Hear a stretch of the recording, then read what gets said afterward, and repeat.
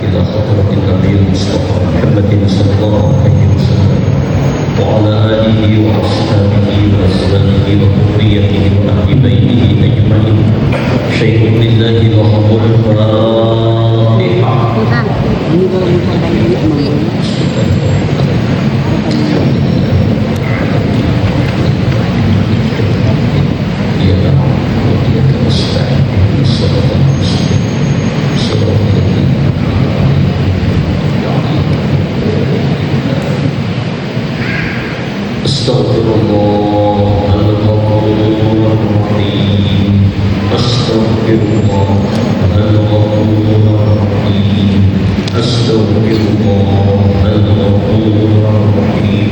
اللهم صل على سيدنا محمد وعلى آله وصحبه وسلم. اللهم صل على سيدنا محمد وعلى آله وصحبه وسلم. اللهم صل على سيدنا محمد وعلى آله وصحبه وسلم. إلهي أنت مقصودي ورضاك مطلوبي، أعطني محبتك ومعرفتك. لا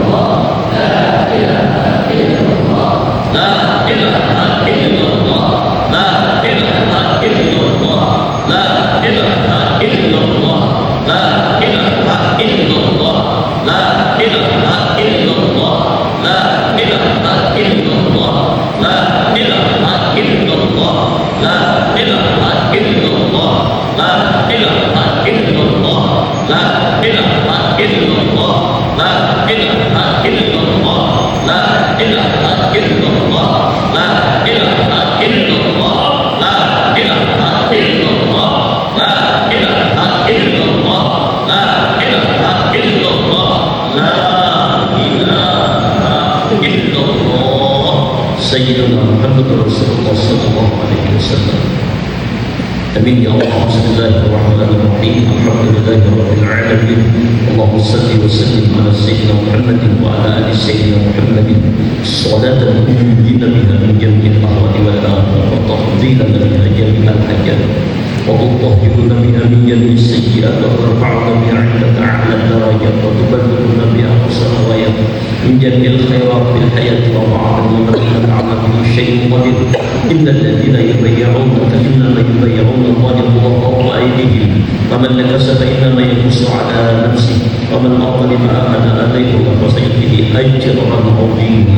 Allahumma fil ummati sayyidina Muhammad Allahumma hamdaka sayyidina Muhammad Allahumma salli ala sayyidina Muhammad Allahumma ij'al ma sayyidina Muhammad sallallahu alaihi wasallam rahmatan 'amma bi rahmatika ya arhamar rahimin. Allahumma a'inna 'ala dhikrika wa syukrika wa husni 'ibadatik. Rabbana atina fid dunya hasanah wa fil akhirati hasanah wa qina adzabannar. Sallallahu alaihi sayyidina Muhammad wa ala alihi wasallam. Alhamdulillahi rabbil alamin. إلى حضرة المصطفى محمد صلى الله عليه وسلم وعلى آله وأصحابه وأزواجه وذريته وأهل بيته أجمعين. شيء لله لهم الفاتحة. أعوذ بالله من الشيطان الرجيم. بسم الله الرحمن الرحيم. الحمد لله رب العالمين الرحمن الرحيم مالك يوم الدين. إياك نعبد وإياك نستعين اهدنا الصراط المستقيم صراط الذين أنعمت عليهم غير المغضوب عليهم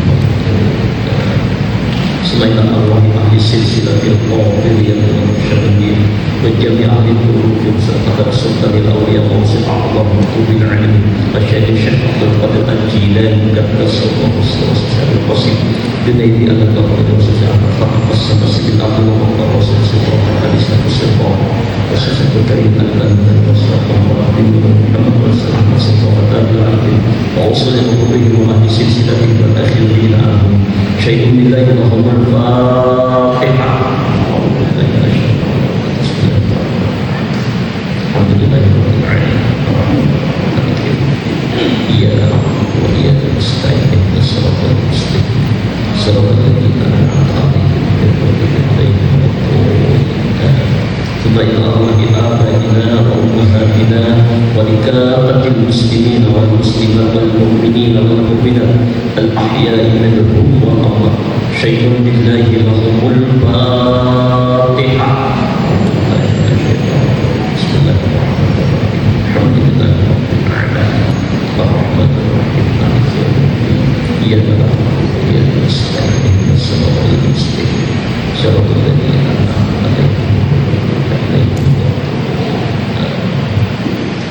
Astaghfirullah Rabbi min kulli dhanbin wa atubu ilayh.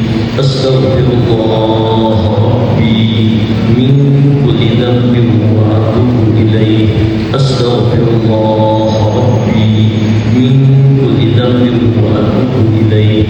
Allahumma salli ala sayyidina Muhammad wa ala ali sayyidina Muhammad kama sallaita ala sayyidina Ibrahim wa ala ali sayyidina Ibrahim wa barik ala sayyidina Muhammad wa ala ali sayyidina Muhammad kama barakta ala sayyidina Ibrahim wa ala ali sayyidina Ibrahim fil alamin innaka Hamidum Majid. Ilahi anta maqsudi wa ridha matlubi a'tini mahabbataka wa ma'rifata.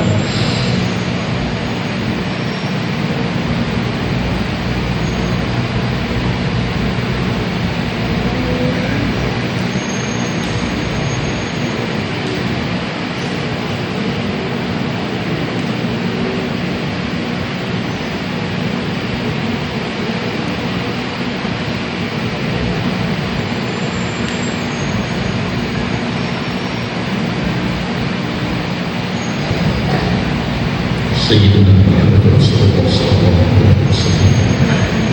Subhanallah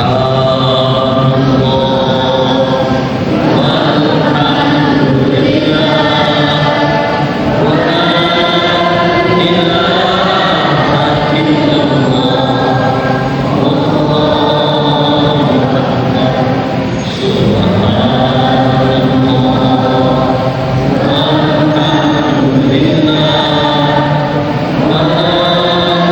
ilaha illallah wallahu akbar. Subhanallah walhamdulillah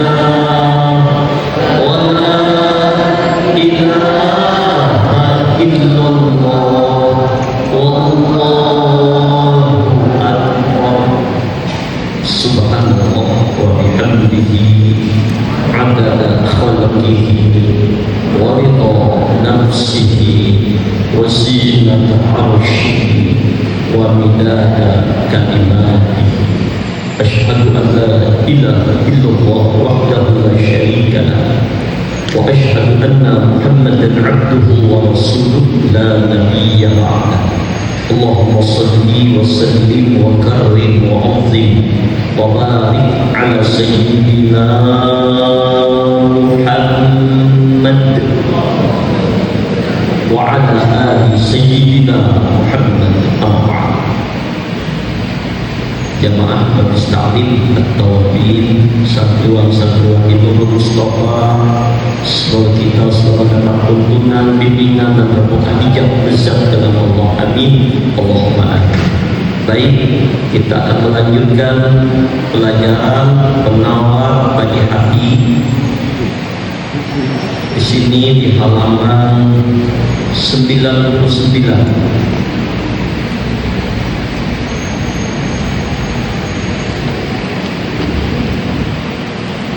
Ada perbedaan tempat baris dari bawah ke atas.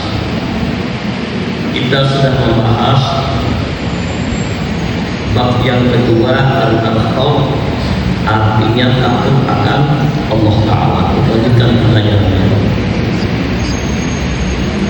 Dan bahwasanya takut itu satu kelakuan yang tinggi, lalu dihimpun oleh Allah Ta'ala akan 4 perkara bagi sekalian yang takut akan Allah Ta'ala. Jadi orang yang punya rasa takut berbuat dosa, takut berbuat maksiat, takut melanggar hukum Allah, takut mendapat azab dan siksanya Allah, disebut dengan nama khauf. Nah, perasaan ketakutan akan murka Allah, akan azab Allah, jadi menghindarkan dirinya dari berbuat dosa dan menyemangati dirinya untuk gemar berbuat taat ibadah kepada Allah. Maka ada 4 keuntungan, ada 4 faedah yang didapatkan dari hati orang yang takut kepada Allah. Yang pertama, Allah memberi petunjuk, Allah menuntun, Allah membimbing. Siapa yang hati yang takut kepada Allah, Allah tuntun, Allah bimbing kepada jalan Allah. Yang kedua, Allah mencurahkan rahmat, kasih sayang, kecintaannya, keridhaannya. Yang ketiga, Allah memberikan ilmu rahasia kedekatan dengan Allah. Dan yang keempat, Allah ridho kepadanya. 4 ini kalau sudah kita dapatkan, lah doa kita selalu, Allahumma inna nas'aluka ridhaka wal jannah wa na'udzu bika min sakhatika wan nar. Dalam tarekat kita dimulai dengan ilahi anta maqsudi wa ridhaka matlubi a'tini mahabbataka. Ya Allah, hanya Engkau yang menuju, ridhamu yang menuntut. Kalau sudah Allah ridho, maka kebahagiaan dunia lebih-lebih akhirat. Kalau Allah murka, kecelakaan dunia lebih-lebih akhirat. Karena firman Allah Ta'ala, hudaw wa rahmatul lil ladzina hum bi rabbihim yarhabun. Hudaw wa rahmatul lil ladzina hum bi rabbihim yarhabun. Surah Al-A'raf ayat 154. Petunjuk dan rahmat bagi sekalian mereka yang takut akan Tuhan mereka itu.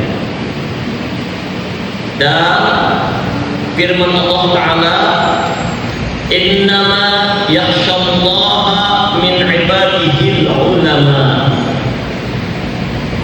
Yang telah berdahulu daripada firman-Nya, sesungguhnya yang bersangatan takut kepada Allah itu adalah hamba-hamba yang mengakui rahasia itu. Dan firman-Nya lagi, radhiyallahu anhum wa radu anhu dzalika liman khasyiya rabbah. Di dalam Quran-Nya, mereka itu telah reda Allah Ta'ala daripada mereka itu, dan reda mereka itu pada yang demikian itu bagi mereka yang takut akan Tuhan-Nya. Jadi orang yang mendapat keridhaan Allah disebabkan karena dia ridho dengan apa yang dikehendaki Allah. Tanda orang yang diridai Allah adalah ketika hati orang tadi ridho, lapang dada, ikhlas menerima apa-apa yang menimpa cobaan ujian kepadanya, dan dia menyadari itu datangnya dari Allah. Lalu dia ridho, maka kata Allah, radhiyallahu anhum wa radu anhu. karena mereka ridha pada Allah. Dzalika liman khasyiya Allah. Yang demikian itu karena mereka bersangatan takutnya kepada Allah. Jadi ini dari Al-Quran yang menunjukkan di hati takut akan azab Allah, takut akan siksa Allah, takut akan mendengar perintah Allah, takut akan dosa-dosa kita, betul berbuat taat, sedang berbuat kebaikan, sedang istighfar, maka buahnya ilmu Allah turunkan, hidayah Allah turunkan, rahmat Allah turunkan, dan keredaan dari Allah.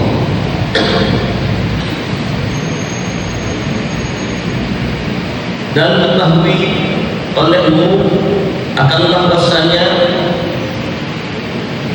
menghasilkan takut itu dengan dua perkara. Jadi ada makam raja, ada khauf dan makam raja. Khauf ini adalah tertanam di hati ketakutan. Pertama, dengan pengetahuan dan pengenalan,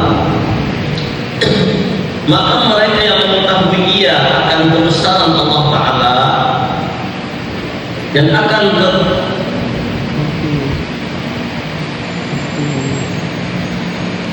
akan berkayanya dari segala makhluk, dan akan bahwasanya menjadikan ia akan surga dan api neraka, dan akan penduduk bagi keduanya, dan tiada mengetahui ia akan bahwasanya adakah ia penduduk surga ataukah penduduk api neraka.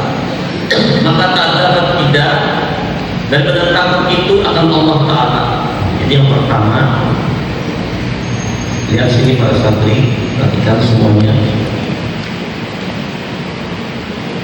Allah pencipta alam semesta. Allah telah menciptakan surga dengan segala macam kenikmatannya. Allah menciptakan neraka dengan segala macam siksa dan azabnya. Dan di dua tempat ini kita tidak tahu apakah di surga ataukah di neraka. Tidak tahu. Rahasia Allah.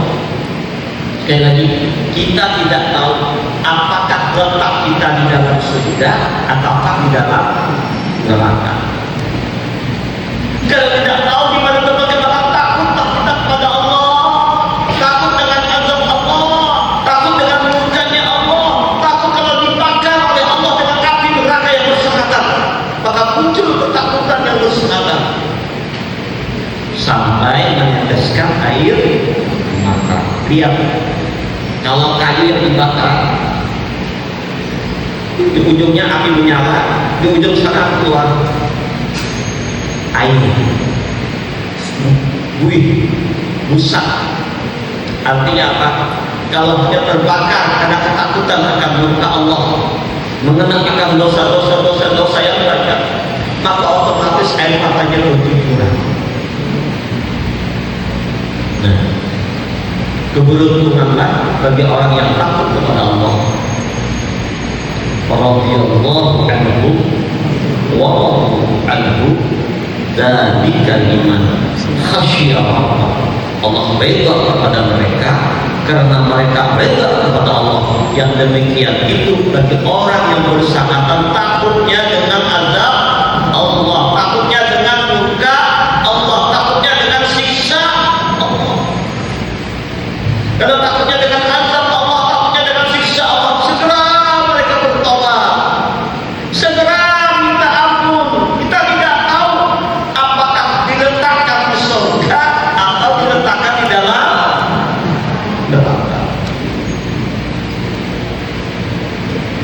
Akan tetapi pada jamaah yang mulia, ketika Rasulullah naik ke langit pertama waktu Isra wal Mi'raj, berjumpa dengan Nabiullah Adam.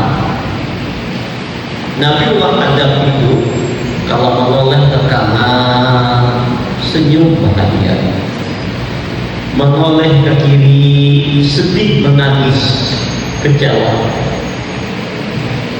Nabi bertanya kepada Jibril, wahai Jibril, kenapa ayahanda Adam itu kalau menoleh ke kanan tersenyum, gembira, bahagia, kalau menoleh ke kiri sedih sedih, susah, kecewa, menangis. Apa yang Sayyidina Jibril, wahai Rasulullah, ayah tidak ada oleh tekanan, beliau bergembira karena Allah sudah melihatkan rupa wajah anak cucu Nabi Adam yang sampai hari kiamat yang ditakdirkan oleh Allah, yang digariskan oleh Allah menjadi penghuni surga. Kelihatan wajahnya, kelihatan rumahnya, si A, si B, si C. Sampai hari kiamat Allah lihatkan sama Nabi Adam, beliau gembira. Mudah-mudahan yang hadir hari ini termasuk yang dilihat Allah Subhanahu wa taala. Allah lihatkan Nabi Adam di sebelah kanan. Sebaliknya ketika Nabi Adam menoleh ke kiri, beliau menangis karena Allah melihatkan rupa wajah sosok anak cucu Adam yang sampai hari kiamat yang menjadi penghuni neraka. Mudah-mudahan di sini semua, termasuk keluarga kita semua, jangan ada satupun yang melihat Nabi Adam di sebelah kiri. Artinya apa?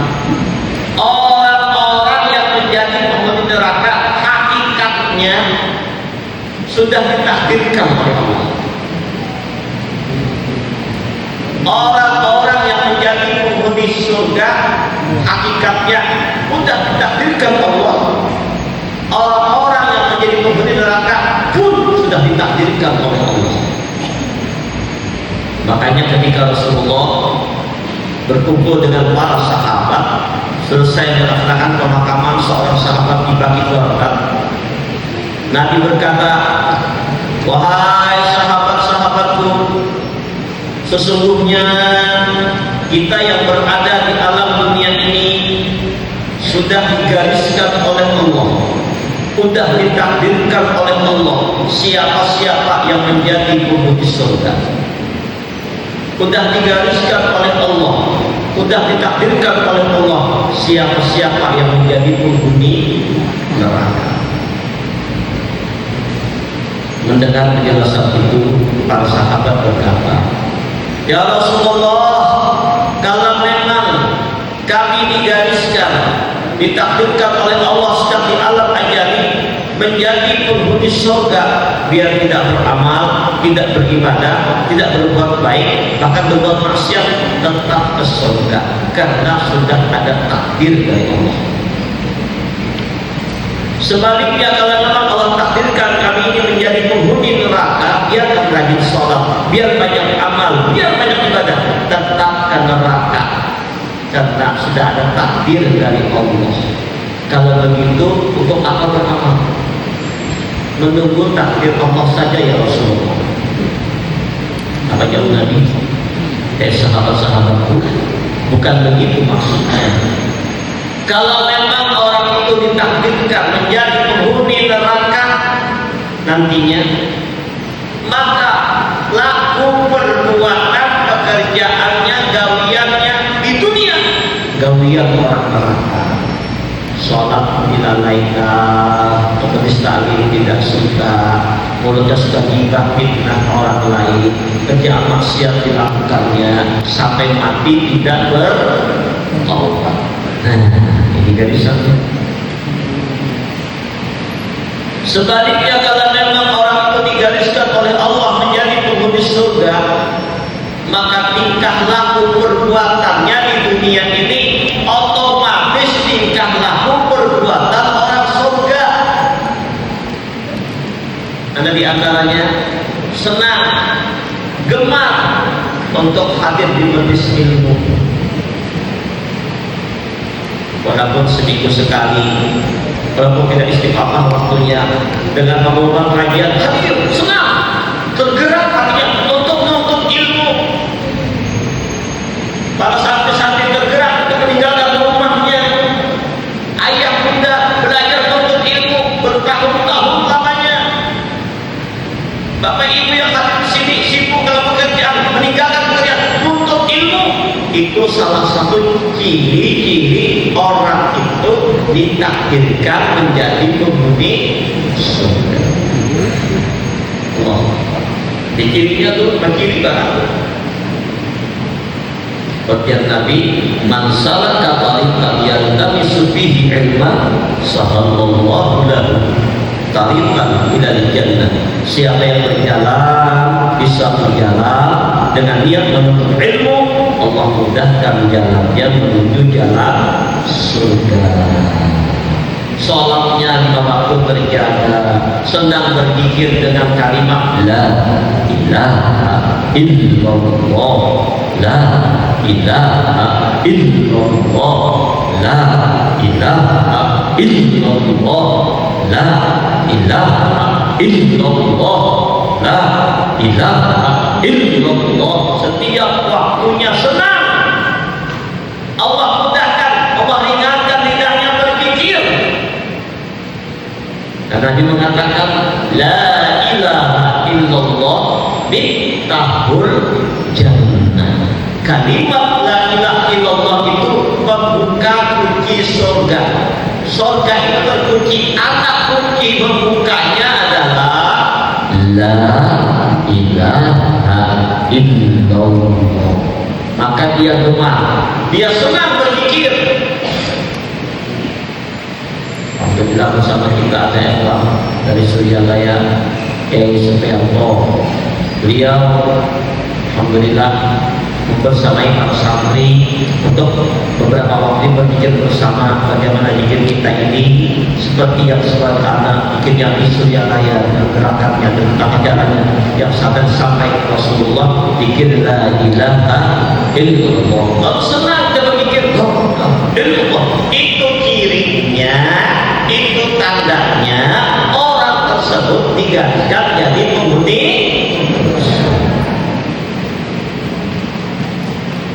Sholatnya terjaga, auratnya tertutup, meninggalkan maksiat. Kalaupun pada masa lalu dia tak berbuat dosa, berbuat maksiat, lalu Allah buat dia sadar akan dosa-dosanya, dia bertobat kepada Allah, belajar berbuat maksiat, lalu dia meminta ampun, Allah sungguh, dan tidak mengulangi lagi. Allah Akbar. والذين إذا فعلوا فاحشة أو ظلموا أنفسهم ذكروا الله واستغفروا لذنوبهم ومن يغفر الذنوب إلا الله ولم يصروا على ما فعلوا وهم يعلمون. Dan adapun orang-orang yang menzalimi dirinya, yang bergelimang dosa dan maksiat, walladzina idza fa'alu fahishatan aw zalamu anfusahum zakarullah, lalu dia ingat Allah, wastaghfiru li dzunubihim, lalu dia meminta ampun akan dosa-dosanya, wa may yaghfiru dzunuba illa Allah, lalu dia sadar enggak ada yang bisa mengampuni dosa selain Allah, wa lam yusirru ala ma fa'alu, dan tidak mengulangi lagi. Ulaika jazaohum maghfiratun min rabbihim wa jannah. Mereka itu mendapat pahala, ampunan dari dosa, dan dapat surga. Allah. Siapa itu? Orang yang bergelimang dosa tapi dia bertobat. Wasari'u ila maghfiratin min rabbikum wa jannatin 'arduha as-samawati wal ardu 'iddat lil muttaqin. Bersegera hai hambaku kepada ampunan Allah dan surga selain seluas langit dan bumi untuk orang-orang yang bertakwa. Jadi tanda orang itu digariskan Allah menjadi penghuni surga kalau dia masa lalu dia bertobat, dia memperbaiki dirinya, dan kehidupannya berjalan kebaikan, ketaatan. Ini gambarannya kata Rasulullah. Sekarang para santri, para jamaah, tinggal kita menolak di manakah tempat aku saat ini. Tetap tertancap perasaan khauf, takut akan murka Allah. Para jamaah yang mulia, kalau boleh dulu memberikan satu iktibar, satu pelajaran, satu perumpamaan, bapak-bapak, para santri putra, ibu-ibu, para santri putri, kita semua sampean semua mempunyai piring-piring yang indah, piring hias. Yang piring-piring itu sampean simpan rapi di lemari hias. Mantap, enak. Banyak punya piring. Satu saat ada 3 orang datang menemui dia, minjam piring. Lalu dia pinjam, tapi pinjam piring dipakai, dibawa makan, minum apa sekali. Tiba perjanjian saatnya untuk mengembalikan itu piring. Dia sadar, orang yang minjam itu sadar, oh ini piring orang.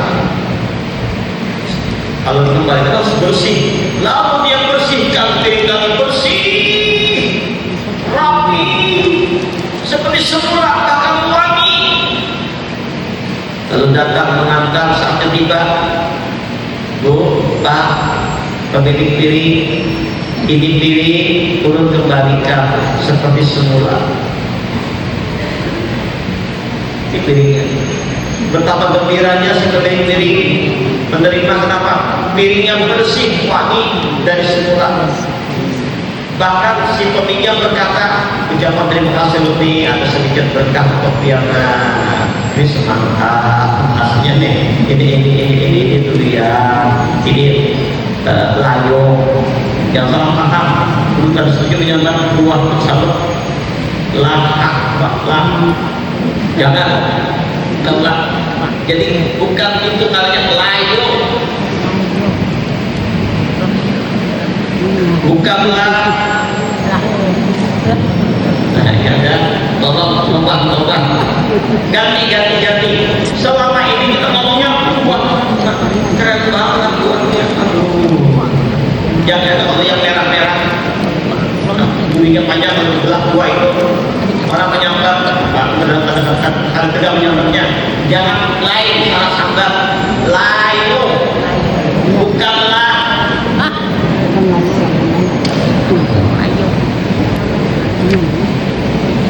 Nah, lalu datang, terima kasih piringnya. Ini oleh-oleh, ada buah ini. Kira-kira Bapak Ibu yang menerima senang apa tidak? Oh, Masya Allah. Piring diterima, kembali diletakkan di mana? Di lemari hias. Dan gembira kita menerimanya. Di satu perumpamaan. Lihat sini, perhatikan.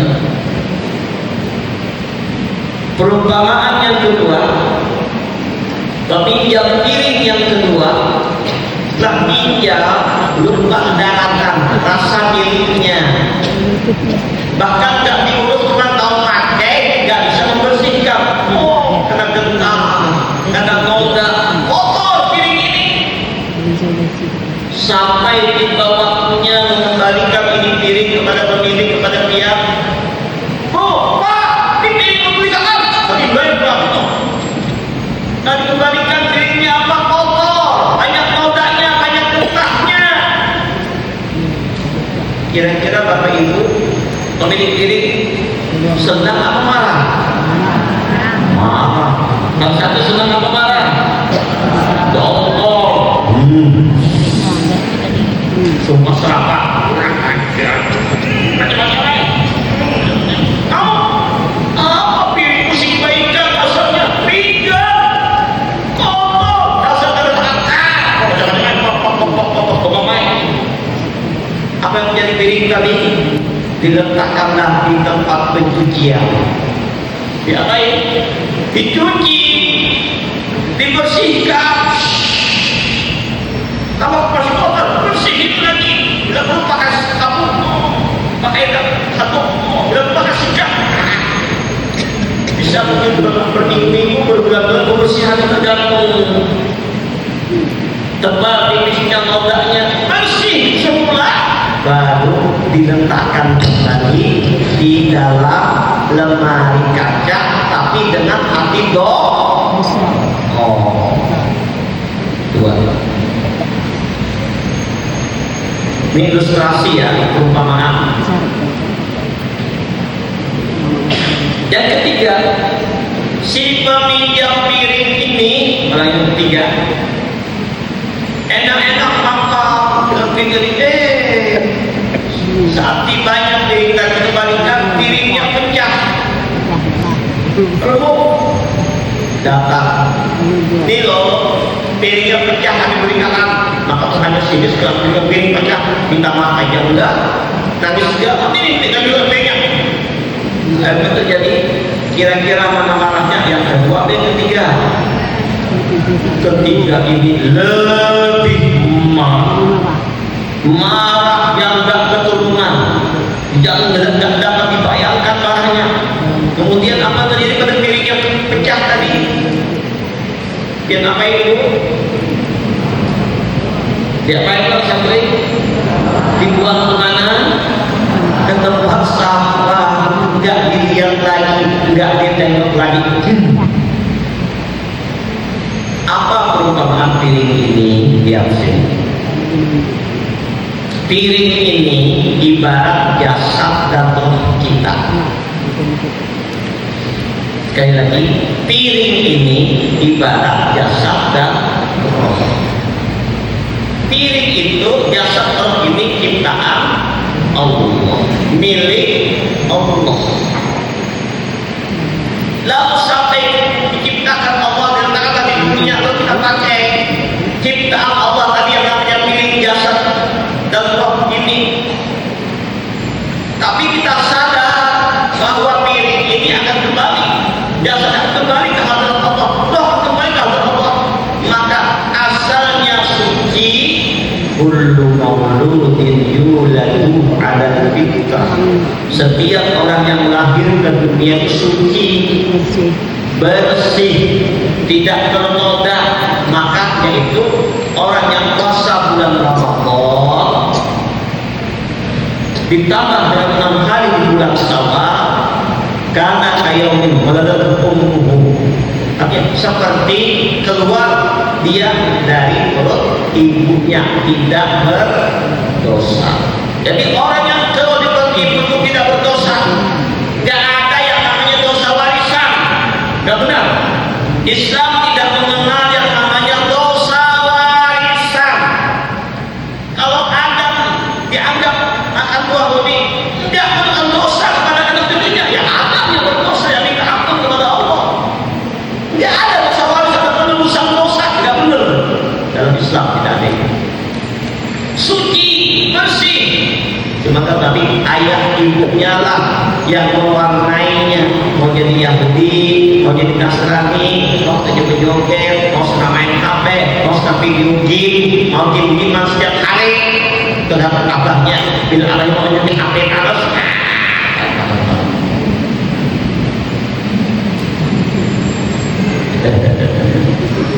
Ayo, ini gambarnya nih kalau sampai ini amsal.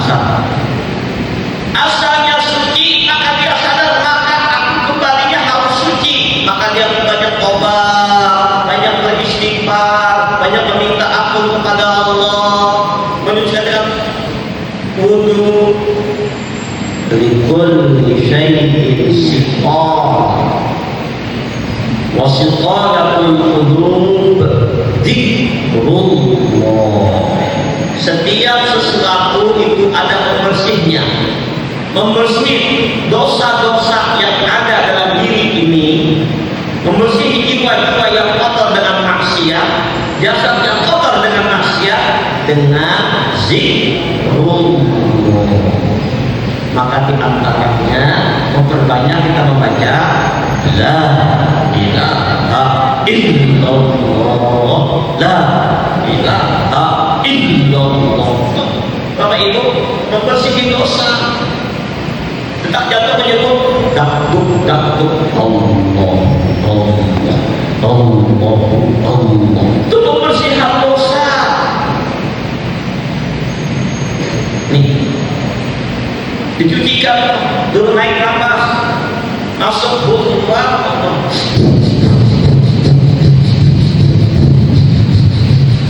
Tujuh lapisan pembersihan kotoran-kotoran.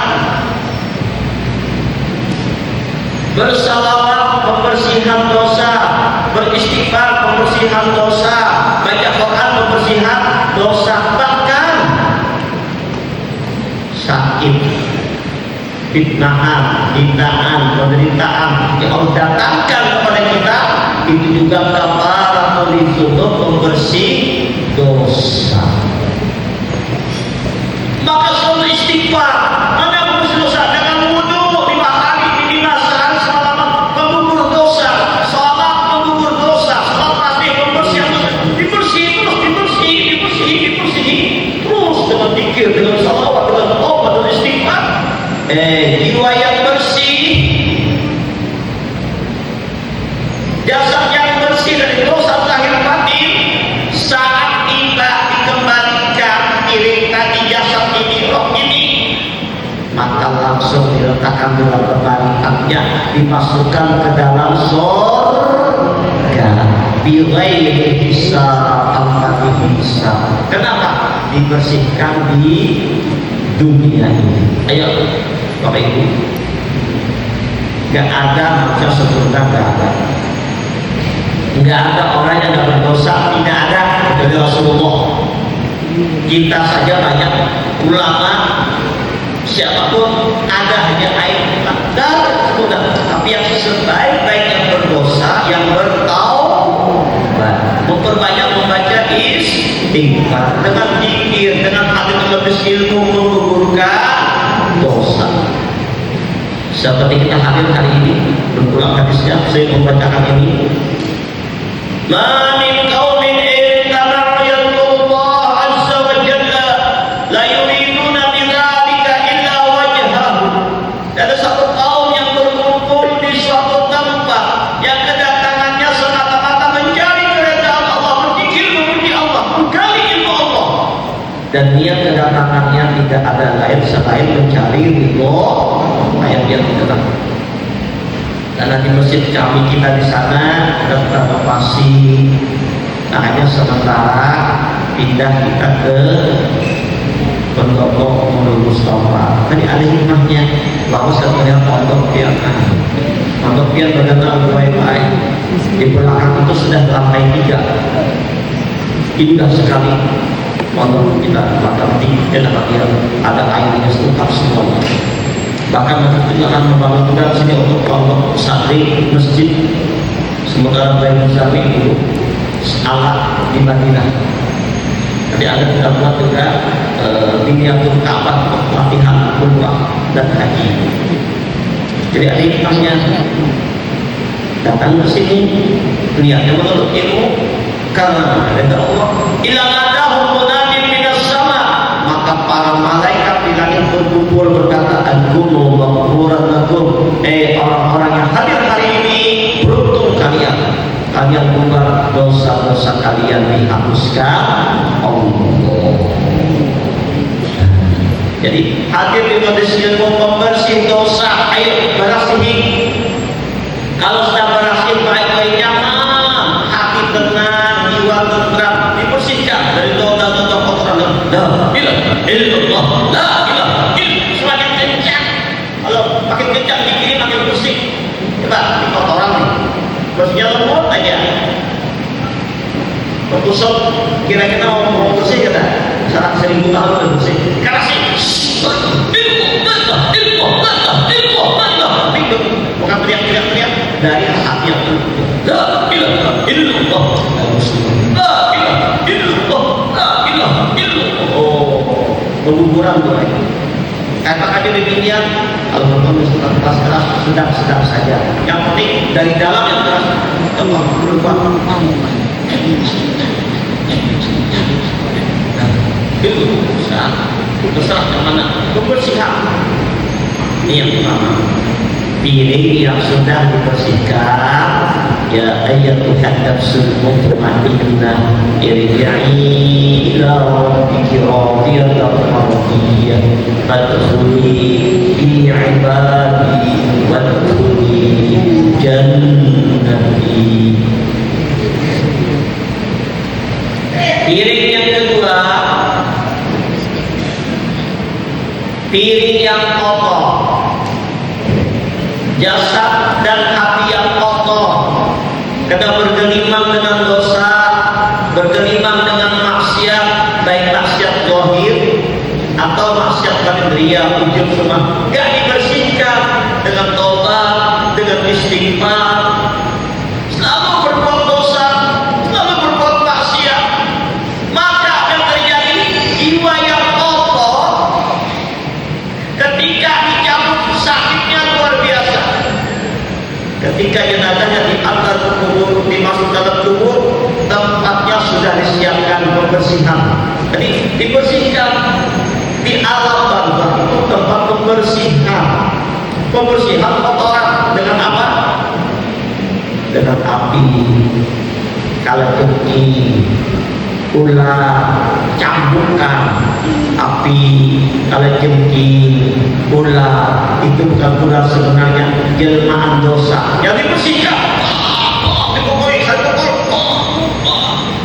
Bersih, dibersihkan, belum juga bersih, langsung sampai di bagian akhirat, nyemplunglah dulu ke dalam api neraka. Dibersihkan lagi, dibakar dosanya. Tergantung tebal tipis, ada yang seminggu, ada yang setahun, tapi jangankan sejam jangan. Sehari di akhirat sama 1000 tahun di dunia. Dibersihkan, piring tadi, jiwa tadi di neraka, tak bersih, baru diletakkan kembali di dalam lemari hias. Tapi tempatnya beda dari yang pertama tadi. Tapi sudah dikembalikan masuk surga setelah dibersihkan di dalam api neraka. Kalau mau silahkan. Yang kedua ini, gak apa-apa maksiat banyak, Allah gak rugi loh, tapi kita dibersihkan. Ayo, minta yang pertama ya, supaya diberi tobat. 2. Yang ketiga, piring. Yang ketiga terima pecah. Piringnya pecah. Apa maknanya? Piring yang pecah itu akidah yang berubah. Hati-hati, nanti kita pelajari pelajarannya. Kata Rasulullah, umatku terbagi dalam 73 golongan berupa akidah. 72 finnar, 72 golongan tempatnya di neraka. Illa wahidah, kecuali satu yang selamat. Siapa itu? Ahlus sunnah wal jamaah. Satu. Siapa ahlus sunnah wal jamaah? Orang yang berpegang kepada Al-Quran, Al-Hadis, ijma' qiyasnya para ulama. Akidahnya 72 Islam, tapi sesat. Ada Syiah namanya, ada Ahmadiyah, dan Muhammadiyah bukan ya, Muhammad itu partai. NO jadi bukan akidah ya, Muhammadiyah partai, NO partai. Jangan paham. Silakan yang Muhammadiyah, partainya Muhammadiyah itu mengembangkan agama lewat organisasi Muhammadiyah. Belum agama lewat organisasi Nahdlatul Ulama atau lewat ini itu jangan salah paham. Ini bukan soal partai, tapi soal akidah, keyakinan di dalam diri. Ada yang Jabariyah, ada yang Mu'tazilah, yang selamat hanya Ahlus Sunnah wal Jamaah. Akidah yang lepas, berubah dari menyembah Allah pada menyembah kepada makhluk. Syirik yang berkekalan. Nah, ini ibarat piring yang gemuk yang dilempar ke dalam api neraka, nggak dicuci lagi, kekal selamanya jadi penghuni neraka. Alhamdulillah.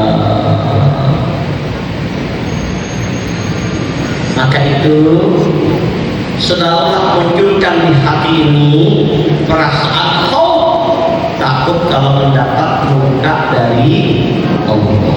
Makanya Nabi mengajarkan doa, innaka Hamidum Majid, Allahumma inni a'udzubika min adzabi jahannam wa min adzabil qabri wa min fitnatil mahya wal mamat wa min syarri fitnatil masiihid dajjal.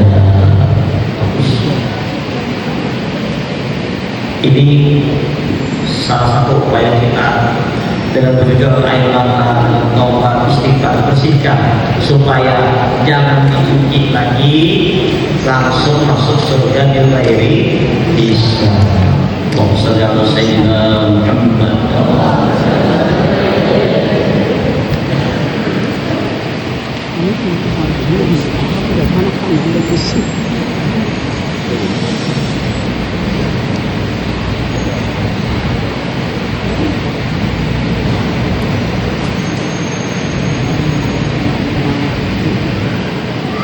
Dan yang kedua, dengan memandang kepada sekalian mereka yang takut dan menilik akan kelakuan mereka itu dan mendengar akan perkabaran mereka itu, mendinginnya seperti kanak-kanak, tiada takut ia akan keluar, karena tiada mengetahui ia akan bahwasanya ular itu menyebabkan kebinasaan. Kesalahan bapak bagi budak itu, takut ia akan ular karena mengenal ia dan mengetahui ia akan ular dengan sebab dipakuk itu pula. Tetapi apabila melihat anak-anak itu akan ayahnya takut akan ular dan lari daripadanya dan gemetar badannya karena melihat ular itu niscaya mengikut akan ayahnya pada ketakutan dan merasa ia di dalam hatinya akan takut sekalipun tiada ada ia mengetahui akan sifat ular. Jadi ada beberapa kenapa orang tidak takut dengan azab Allah, seperti anak-anak dengan ular karena tidak tahu. Anak-anak ular kira-kira apa di jalan ini? Ada takut. Kita ular dapat menjawab mereka. Kenapa tahu? Ini akan membahayakan. Jadi kalau orang yang takut itu akan muncul. Kenapa? Akibat dari berbuat ini, muncul dosa, muncul ini. Maka tidak berani dia berbuat dosa maksiat. Karena akibatnya luar biasa, bencananya luar biasa, mudaratnya luar biasa. Maka takutlah dia berbuat dosa dan maksiat.